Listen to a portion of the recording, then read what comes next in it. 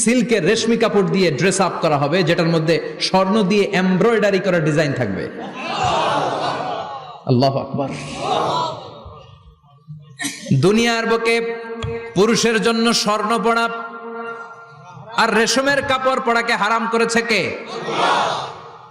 কিন্তু জান্নাতে পুরুষ জাতির জন্য রেশমের কাপড় আর স্বর্ণ ব্যবহারকে হালাল করবে কে?